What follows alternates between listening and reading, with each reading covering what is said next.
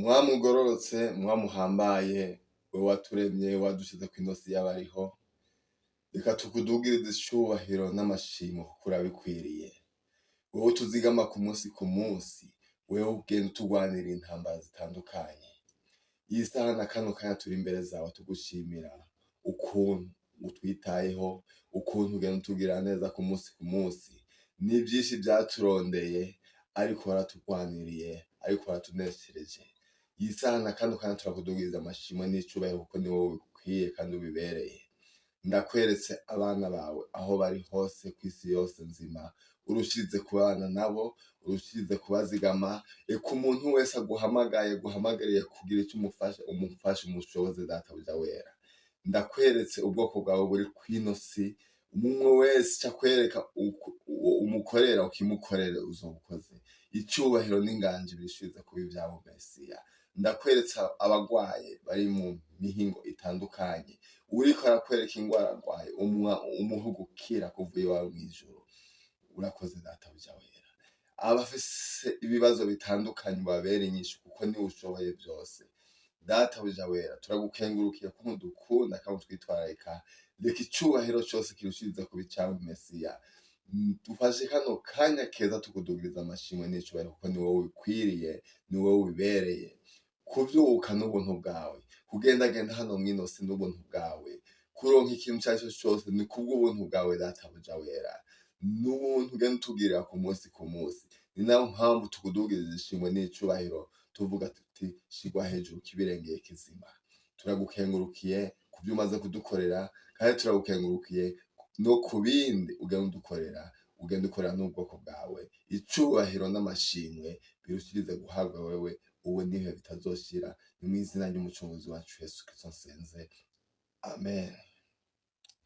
Turabaramukije amahoro y'Imana, ubwoko bw'Imana. Numva nonezerwa cane nuko twosangira n'amajambo y'Imana tubona muri kino gitabo ca Zaburi igice c'125. Turashobora guhera kuwo murongo wa mbere tukamanuka kugera no kuwo murongo wa 5. Hari amajambo meza cane adushiramwo ivyizigiro, adushiramwo intege. N'amajambo nifuje ko twosangira kuno munsi. Reka icubahiro cose kirushirize guhabwa Imana igenda ituzigama ku munsi. Zaburi igice c'125 ku murongo wa mbere haratubwira hati: abizigiye Uhoraho bameze nk'umusozi Siyoni udashobora kunyiganyizwa, ariko wama ushimangiye gushitsa ibihe bidashira. Nk'uko imisozi ikikije Yerusalemu, niko Uhoraho akikije abantu biwe, uhereye none ugashitsa ibihe vyose. Kuko icumu ry'ubugabe ry'abanyakibi ritazokwama rishinze mu mugabane w'abagororotsi. Abagororotsi boye kuramburira amaboko ibigabitanyo. Uhoraho girira neza abanyenda nziza, bo n'abatunganye mu mitima. Ariko abizimagiriza mu nzira zabo zigoramye, Uhoraho azobashorerana n'inkozi z'ibibi. Amahoro abe mu Bisirayeli. N'aya majambo meza cane, nari nifuje ko twosangira amajambo adushiramwo ivyizigiro, atubwira ati abizigiye Uhoraho bameze nk'umusozi Siyoni. Amajambo aturemesha, amajambo adushiramwo izindi ntege zo kwizigira Uhoraho. Amajambo atwereka yuko ata kindi kintu na kimwe dukwiye kwizigira, ariko twizigire Uhoraho kuko niwe ashoboye vyose.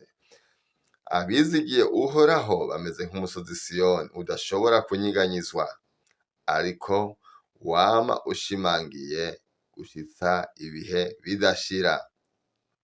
Nk'uko imisozi ikikije Yerusalemu, niko Uhoraho akikije abantu biwe, uhereye none ugashitsa ibihe vyose. Ati nk'uko imisozi ikikije Yerusalemu.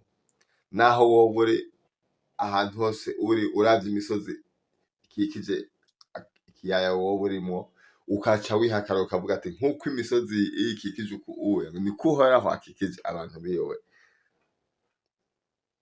Iri jambo numva ari ijambo ryiza ry'indemeshanyo, ijambo ryogira ahantu rigukuye naho rigushikanye, naho twohagarara ku murongo wa mbere n'uwa kabiri ugende uwigako, nawe ugende ugira aho ukuye naho gushikanye, uvuge uti abizigiye Uhoraho bameze nk'umusozi Siyoni udashobora kunyiganyizwa, ariko wama ushimangiye gushitsa ibihe bidashira.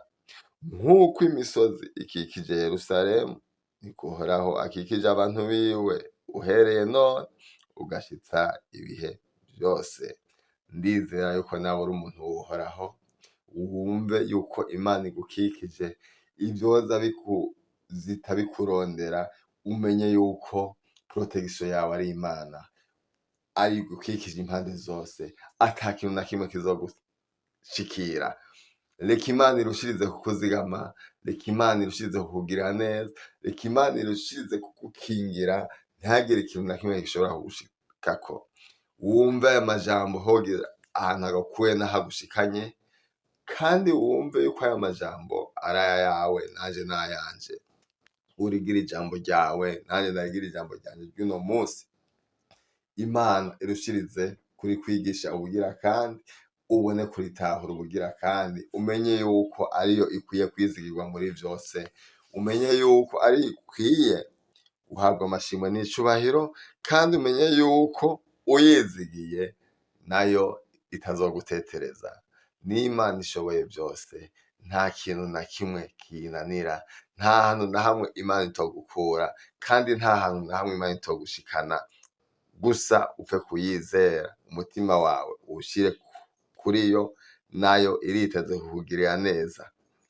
Ndumva naho nogeza ngaha, Mpwemu w'Imana arushirize kugusigurira ino jambo, wumve ko ata wundi muntu ukwiye kwizigira, ariko ivyizigiro vyawe ubishire mu Mana, kuko niyo ishoboye byose. Imana niyo igenda utuzigama, Imana niyo igenda itugirira neza ku munsi ku munsi. Kuvyuka ni ubuntu bwayo, kugendagenda hano kw'isi ni ubuntu bwayo. Niba ufise imodoka, kunyonga imodoka ukagira iyo ugiye ni ubuntu bw'Imana, kandi no gutaha muhira ukamenya iyo utaha muhira ni ubuntu bwayo. Ndumva amajambo yogira hagukuye n'ahagushikanye, ukamenya yuko ivyizigiro vyose ukwiye kubishira mu Mana, kuko niyo ishoboye vyose.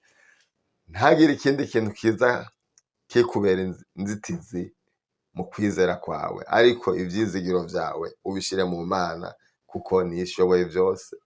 Reka Imana irushirize kubazigama, reka Imana irushirize kubahezagira, kandi yongere ihezagira ibikorwa vy'amaboko yawe mugenzi wanje. Imana irushirize kugira neza, mwarahezagiwe, mugire ibihe vyiza aho muri. Mpwemu w'Imana arushirize kubagirira neza, kandi Imana irushirize kubitaho, irushirize kubaha ico gufungura ku munsi ku munsi, irushirize no kubaha ico kwambara, kuko vyose niyo ibishoboye. Icubahiro kirushirize guhabwa Imana ubugira kandi, igenda ituzigama ku munsi ku munsi. Mwarahezagiwe, mugire ibihe vyiza. Shalom, shalom.